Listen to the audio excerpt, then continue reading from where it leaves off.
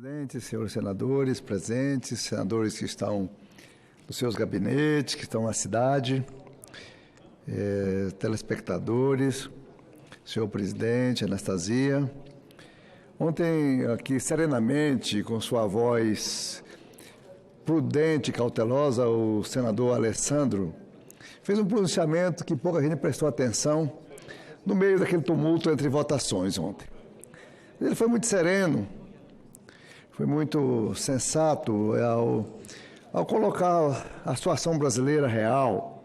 Diz que nós temos a fantasia, o sentimento de ver as coisas por um lado, ficamos aqui no Senado e na Câmara com aquele sentimento que verdadeiras confrarias de amigos, um assinando o documento do outro em solidariedade, e esquecendo da dramática situação que vive o povo brasileiro, a triste realidade da vida das pessoas, enfim, as imensas e muitas crises que o nosso país vive hoje em dia. Não dá para ficar olhando, lendo muita coisa, não dá para olhar só a educação, que comparativamente os outros estados não estão bem, nossos déficits crônicos e de difícil solução, a situação de insolvência de muitos estados e muitos municípios brasileiros, desempregos, não é? E as crises das universidades, a violência, os presídios, enfim, tudo isso vai somando e dá essa situação, parece que é inadministrável do Brasil. Mas ouvindo também uma entrevista no Pedro Bial, na semana passada, ou dessa semana, eu vi o Mangabeira Unger debatendo com Eduardo Gianetti, os dois filósofos, estudiosos, falando sobre a situação brasileira. E todos os dois declararam esperançosos com o Brasil. Diante de toda a dramática situação, o Mangabeira falou, tem solução sim, que a capacidade empreendedora que contagia o Brasil é muito grande. A sobrevivência das mulheres, mãe de família, sem marido, que milagrosamente cuida de 3, 4, 5 filhos, e não sei como, às vezes com mínimos salários, da informalidade, ela consegue levar essa turminha dela para frente por anos a fio, sabe Deus como. E assim os pequenos negócios, os camelôs de rua, esse jogo dos negócios informais, que vai abrigando essas multidões de desamparados no Brasil, vão resolvendo, dando o seu jeito como podem. E cabe a nós aqui, e temos muitas propostas na forma para ser votadas, propostas importantíssimas, que vem assim melhorar. Ontem, por sinal, o senador Otto Alencar, como sempre muito brilhante e eloquente, lá na Comissão de Assuntos Estratégicos, ele fez um discurso maravilhoso, apontando a quantidade de proposições no ponto de votação na Câmara e no Senado, na hora, que vai ajudar muitos estados e municípios a resolver suas situações penosas econômicas. Então, a gente poderia pontuar muita coisa. Essa bendita ou maldita Lei Candir, que os estados exportadores, Minas é um deles, Mato Grosso do Sul, o Pará, todos que exportam as commodities brasileiras têm muito a receber, que na realidade era uma lei que ela existe, mas não funciona. É uma lei morta. Ela existe a lei, mas o governo federal não paga os estados pelas exportações, não é? E fica nesse rola-rola. Certo é que é uma lei, tanto faz como tanto fez, que eu considero que essa lei não existe, não é? Então, a gente fica assim, trabalhando com outras proposições, por exemplo, os estados precisam de dinheiro novo. Todos os estados precisam de dinheiro novo no caixa. Porque dinheiro para investimentos raros, mas quase nenhum tem dinheiro para investimento. dinheiro para fazer asfalto novo, fazer uma escola nova, dinheiro para fazer um presídio novo. E o governo federal tem aí esse fundo penitenciário. Se não fosse a ministra Carmen Lúcia determinar de ofício, sentenciar o desbloqueio de dinheiro do fundo penitenciário para os estados, até hoje não. Mas quem disse que o dinheiro que a presidente Carmen Lúcia do Supremo Tribunal Federal liberou numa tacada, aquilo não virou presídio até hoje?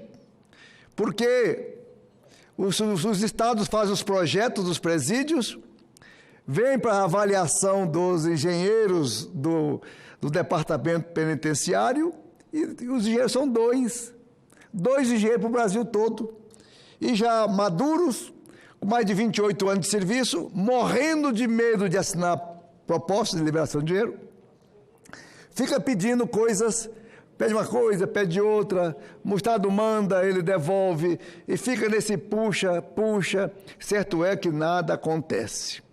Então o pessoal tem muito medo do Tribunal de Contas, o pessoal tem muito medo dos inquéritos administrativos, quer ver, são os engenheiros do DENIT. O DENIT são todos maduros para liberar uma obra para o Estado, e o medo que eles têm de assinar aquilo depois ser denunciado, às vezes de boa fé, escapa alguma coisa, termina esses rapazes, esses jovens funcionários de carreira, perder emprego. Denunciados, tem que pagar, não tem como pagar, termina aí envolvido em processos intermináveis. Então, o que nós estamos vendo é uma necessidade que tem, e o presidente Rodrigo Maia, dali da Câmara dos Deputados, tem tido uma atitude extraordinária. Ele tem puxado para si, e nós temos visto isso, as votações difíceis. E ele chama a oposição, conversa, põe na mesa, bate papo e termina o que acontece. O Davi, aqui, Alcolumbre, está na mesma linha. E lógico que eles dois são do mesmo partido, vão se afinar e termina que esses vários instrumentos legais que virão aqui favorecer os estados e municípios sejam aprovados rapidamente, ainda este ano. Porque isso aqui não é brincadeira. Nós não estamos aqui, gente, para fazer de conta. Nós estamos aqui com uma missão histórica. Todos nós temos nosso partido, todos nós temos nossas ambições políticas, todos nós temos nossos sonhos, temos tudo. Mas eu acredito que chega uma hora que nós devemos nos unir em benefício do povo brasileiro, em benefício do nosso país, para aprovar aquilo que é indispensável. Então, senhor presidente, eu tenho batido aqui muito, e agora mesmo eu venho de uma reunião da Frente Parlamentar da Educação, não é? Aqui fora das nossas casas, debatendo essa dramática situação educacional, onde mais de 300 parlamentares e 42 senadores fazem parte da Frente Parlamentar da Educação. Nós estamos aí batalhando sério para fazer essa mudança que nós acreditamos que ela possa vir cavalgando degrau a degrau, de baixo para cima. Como no governo Anastasia, que está aqui nosso presidente, ele fez em Minas Gerais, quando foi governador, o nível educacional mineiro extraordinário, avançou muito a qualidade da educação, era o ponto de referência das nossas visitas, era Minas Gerais, visitar as escolas mineiras, exemplares, naquela estação do seu governo, e do Aécio Neves, anterior a Vossa Excelência. Também lá no estado do Ceará, o esforço do Cid Gomes, atual senador, que começou seu trabalho como prefeito, lá na cidade de Sobral, criou um orgulho municipal, uma onda boa que contagiou a sociedade, os pais, o comércio e todo mundo.